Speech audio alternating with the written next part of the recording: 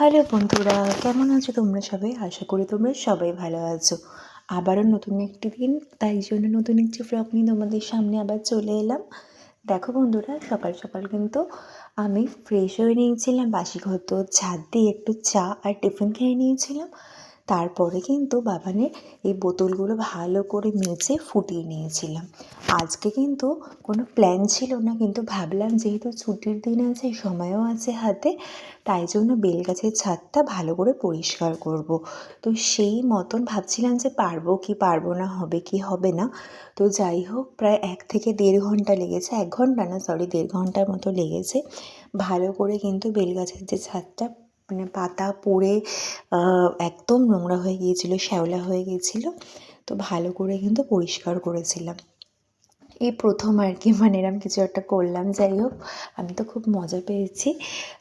কিন্তু মানে কি বলবো, দেখতে তো ভালো লাগছে, আমার তো কোমর টোমর ব্যথা হয়ে গেছে। যাই হোক, আর ওদিকে কিন্তু বাবানকে ওই সম্রাট, ঋচিকা মা, শাশুড়ি মা মানে ওনাদের কাছে মানে ও আছে, ঠিক আছে, বাবা মানে শ্বশুরমশাইও আছে। আর ওদিকে দেখো যে জল পাসিংয়ের যে জায়গাগুলো ওই পাতা পড়ে না বন্ধ হয়ে গেছিলো, যেন জলটা পাস হচ্ছিলো না, অনেকটা শ্যাওলাও হয়ে গিয়েছিলো। তো যতটা পেরেছি পরিষ্কার করেছি আর কি।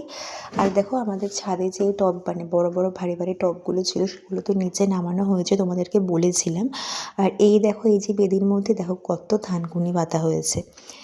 তো গাছ জিনিসটা এমনই যে যেখানেই রাখো না কেন সেই জায়গাটি কিন্তু শ্রীবৃদ্ধি করে, তাই না বলো বন্ধুরা? দেখো, তারপর তো আমি স্নান করে নিয়েছিলাম। তোমরা দেখো, আজকে কিন্তু রেডি হয়ে নিয়েছি। কোথায় যাব বলো তো? একটু সোদপুরে যাব, কারণ আইব্রো করার আছে।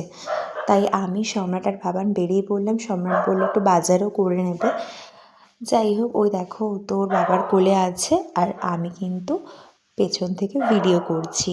আজকে কিন্তু ভাগ্যটা বেশ ভালোই ছিল, সকাল সকাল কিন্তু বাস পেয়ে গেছিলাম। যাই হোক, সকাল সকাল বলতে হচ্ছে দাঁড়াতে মানে তাড়াতাড়ি পেয়ে গেছিলাম আর কি, দাঁড়াতে হয়নি।